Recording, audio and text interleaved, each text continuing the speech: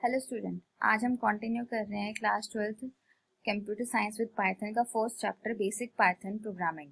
हमने देखा था लास्ट टाइम हम लोगों ने कि पाइथन की स्टार्टिंग बेसिक कॉन्सेप्ट क्या क्या है। हमने देखे कीवर्ड्स, वेरिएबल, डेटा टाइप्स और इसका स्ट्रक्चर।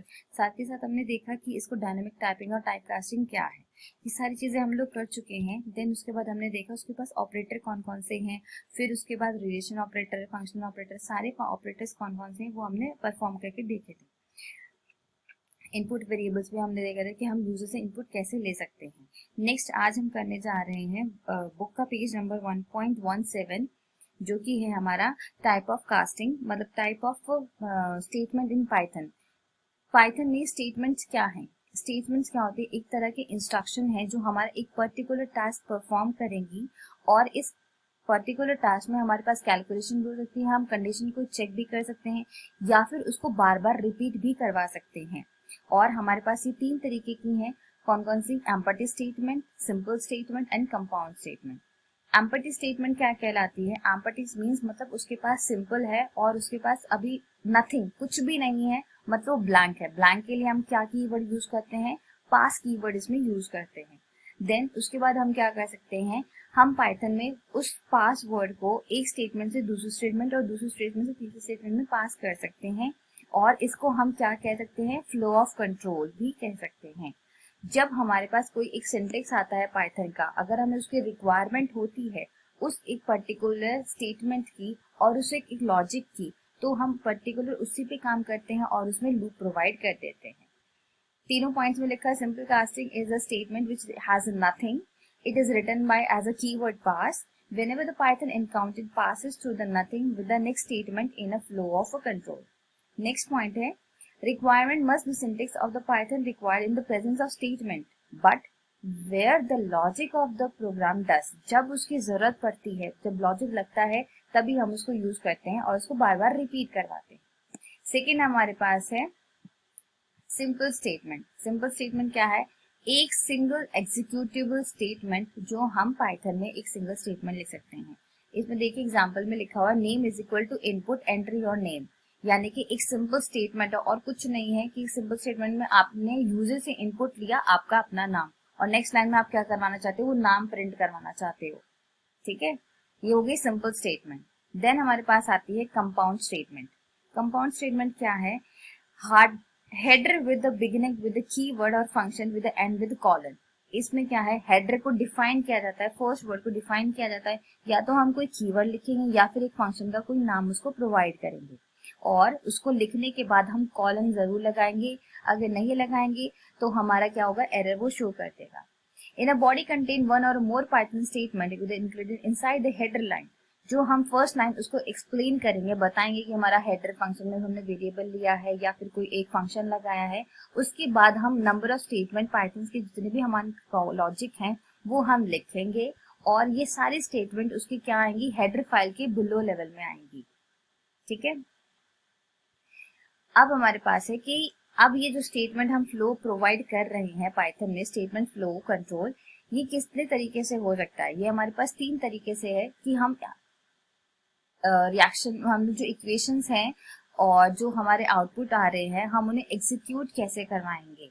हमारे पास कोई भी लॉजिक है तो हम उसको एग्जीक्यूट करवाएंगे कैसे? एक तो सीक्वेंस में होना चाहिए, सिलेक्शन और equation.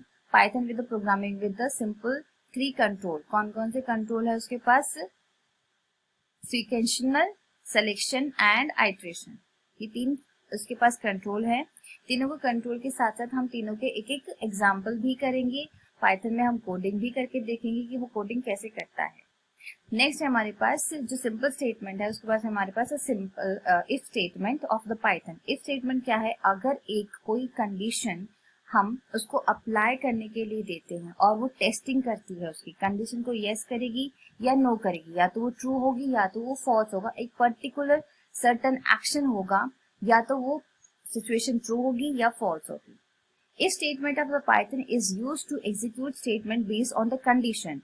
If the test the condition and if the condition is true that it contains the perform the specific task or specific action, then it will also provide the action of the false situation. If statement in the Python of the many form, इसके पास बहुत सारे function हम कैसे कर सकते हैं। If without else, मतलब एक सिर्फ इफ लिखना है और कुछ नहीं करवाना। दूसरे में इफ और एल्स, हाँ और ना, मतलब कंडीशन ट्रू है या फॉल्स होगी। इफ विद एलिफ, मतलब बार बार उसको रिपीट करवाना, या और नेक्स्ट हमारे पास नेस्टेड, उसको बार बार ही देखना है कि ये कैसे जाएगा कैसे जाएगा। सिंपल इफ में हमारे पास क्या क्या आता है। In a simple form of a statement, if the Python check the condition and execute the statement, if the condition is true, do the nothing of the condition is false। मतलब अब वो ये देख रहा है कि इसके पास कंडीशन तो मैंने बोल दी है कि ट्रू है, लेकिन उसके फॉल्स में चेक करने के लिए उसके पास कोई कंडीशन नहीं है, तो वो इफ वाली कंडीशन को ट्रू ही मानते हुए उसको पूरे प्रोग्राम को वो रन कर देगा। इसका सिंटेक्स आप लोगों के सामने है। सिंटेक्स में क्या लिखा है, इफ कंडीशन, कंडीशन कॉलन लगाना जरूरी, कंडीशन बताना है कि मेरी x की वैल्यू अगर 10 तक जाती है तो मेरी स्टेटमेंट ये बार बार रिपीट होनी चाहिए। यहाँ पे देख सकते हैं पिंक बबल्स में जो क्लाउड बना, और statement belonging to the must be have the same indentation level. मतलब अगर आप एक कंडीशनल लिख रहे हैं, जो एक स्टेटमेंट लिख रहे हैं, सबके लिए वो बराबर बराबर होनी चाहिए। Compound statement having the header containing the. Next है हमारे पास, हमें इस स्टेटमेंट को लगाते वक्त कौन कौन से पॉइंट्स को याद रखना चाहिए। Points remember with the if statement, it containing the valid condition with the equivalent either the true और फॉल्स। मतलब या तो हमारी कंडीशन वो ट्रू होनी चाहिए या फिर वो हमारी कंडीशन फॉल्स होनी चाहिए, हमें ये पहला ध्यान रखना है। दूसरा, हमें कॉलन लगाना है उस कंडीशन को खत्म होने के बाद, और ये मैंडेटरी है हमारे लिए। condition inside if statement inside if the must be the same in titration level। iteration level का मतलब क्या होता है, मैं आप लोगों को ऊपर वाली स्लाइड में दिखाती हूँ। उसने बोला है कि आपके पास क्या आएगा, जो आप इफ लिखते हैं उसके पहले थोड़ा सा ब्लैंक स्पेस आप लोगों के पास खाली होता है, वो ब्लैंक स्पेस क्या कहलाता है आपका, यहाँ देख सकते हैं जो ब्लैंक स्पेस मैं आप लोगों को बोल रही थी। इफ कंडीशन के बाद इफ और कंडीशन के लिए जो एस स्टेटमेंट दिखाई दे रहा है, ये एस, इस एस से पहले कितना सारा ब्लैंक स्पेस है, इसको हम बोलते हैं इंट्रेशन, कि आपके पास वो एक ब्लैंक स्पेस है जिसमें आपको कंडीशन पूरी लिखनी ही है, और ये सेम लेवल की होनी चाहिए, इंट्रेशन लेवल। अब हम प्रोग्रामिंग कोड करते हैं। ओके, उससे पहले हम जो रन करेंगे प्रोग्राम, उसमें देख लेते हैं हमारे पास क्वेश्चन क्या है। हमारे पास क्वेश्चन है कि एक यूजर की सैलरी है मंथली एम्प्लॉयर और उसे बोनस मिला है 10%। अगर वो अपनी सैलरी का 50,000 बोनस रख देता है विल बी जीरो। अगर उसको 50,000 का जो सैलरी उसने अपनी सेविंग करी है अगर वो जीरो हो जाती है तो उसकी सैलरी टोटल आउटपुट कितना आएगा वो हमें देखना है। तो हम देखते हैं उसको बोनस कितना मिला है। मैं बोनस को BON से आइडेंटिफाई करती हूँ, वेरिएबल बनाती BON, उसने कितना दिया है 0। देन नेक्स्ट मैं देखती हूँ उसकी सेल कितनी हुई है। सेल इज इक्वल टू, एक इंटीजर है और इंटीजर के लिए मैं यूजर से क्या मांग रही हूँ, एक इनपुट मांग रही हूँ, मतलब इनपुट लेना चाह रही हूँ मैं यूजर से। इनपुट के लिए मैं क्या लूंगी, उसको क्या लिखूंगी, एंटर मंथली सेल्स। अब वो यूजर ही अपनी इनपुट लिखेगा, फिर उसकी इनपुट सैलरी कितनी हो रही है। इफ सेल, मैंने क्या किया, मैं कंडीशन लगा रही हूँ इफ लगा के। कंडीशन में मेरे पास क्या बोला था उसने कि उसके पास क्या है 50,000, 1 10 100,000,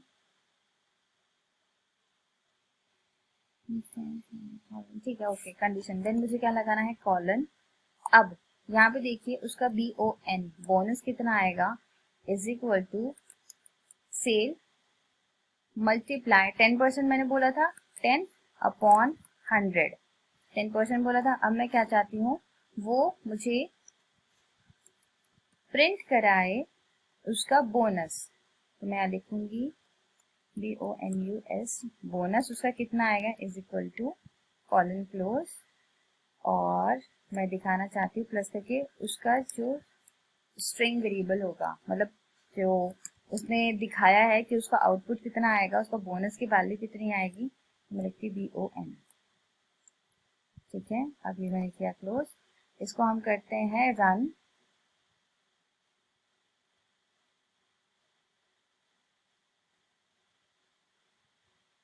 मंथली सैलरी उसने कितनी बोली है, मंथली सैलरी आप कितनी भी डाल सकते हैं।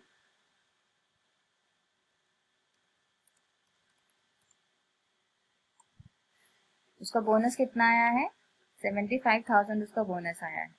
ठीक है, ये तो हो गया इफ कंडीशन के साथ। नेक्स्ट है हमारे पास if else statement. If else statement क्या कहती है आपको, मैं आप लोगों को शो कर देती हूँ। इफ एल्स स्टेटमेंट क्या है, if else statement is used to test the condition, if the condition is true it perform the certain action. अगर वो कंडीशन ट्रू करती है तो एक पर्टिकुलर टास्क, पर्टिकुलर फंक्शन को, एक्शन को वो परफॉर्म करेगी।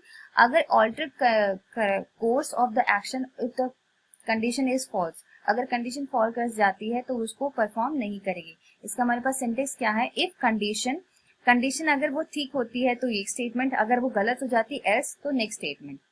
ठीक है, इसका हम प्रोग्राम देख लेते हैं कि कैसे करेंगे। प्रोग्राम में हमारे पास क्या है, मैं इसको इरेज कर देती हूँ। ठीक है, नेक्स्ट है कि हमें एक यूजर की एज निकालनी है। एलिजिबिलिटी क्राइटेरिया है उसका कि उसकी एज वो वोटिंग कर सकता है या नहीं कर सकता है। तो हम पहले क्या डिफाइन करेंगे, एज लेंगे। Age is equal to, int में आएगी उसकी यूजर की एज, देन इनपुट, यूजर से इनपुट लेंगे हम लोग,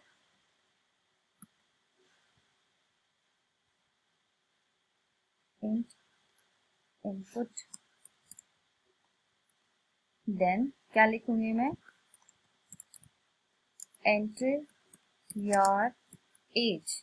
मैं पूछना चाह रही हूँ आपकी एज कितनी है कि आप वोट दे सकते हैं या नहीं दे सकते हैं। तो उसके लिए मैं कंडीशन लगाऊंगी, if age is greater than और इक्वल टू 18, यही कंडीशन हमारी भी। और इसके बाद क्या लगा मैंने, कॉलन। अगर ऐसा होता है तो वो मुझे प्रिंट करवा दे कि हाँ वो आदमी, कॉन्ग्रेचुलेशन, कि वो आदमी वोट देने के लिए एप्लीकेबल है।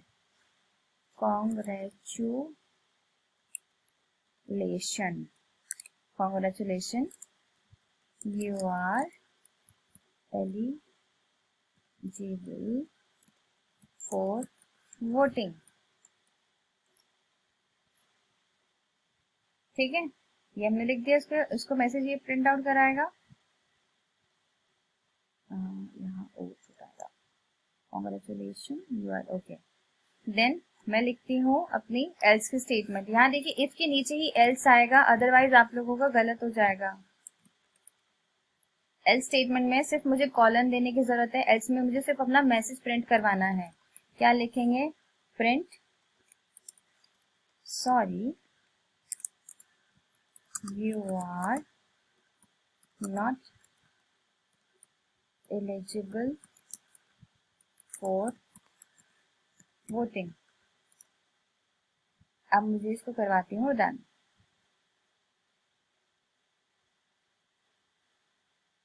एंटर योर एज, मैं एज लिखती हूँ अपने 25। Yes you are eligible. Then अगर मैं इसको दोबारा रन करवाती हूँ ये देखने के लिए कि अगर मैं इससे कम एज लिखती हूँ क्या वो करता है मेरी। अगर मैं लिखती हूँ 13 ईयर तो कहता है sorry you are not eligible for the voting. आप लोगों ने देखा एल्स और इफ स्टेटमेंट और इफ और एल्स की स्टेटमेंट क्या है। बाकी की दो स्टेटमेंट है हम वो नेक्स्ट क्लास में करेंगे, नेक्स्ट वीडियो में करेंगे। अभी के लिए थैंक यू।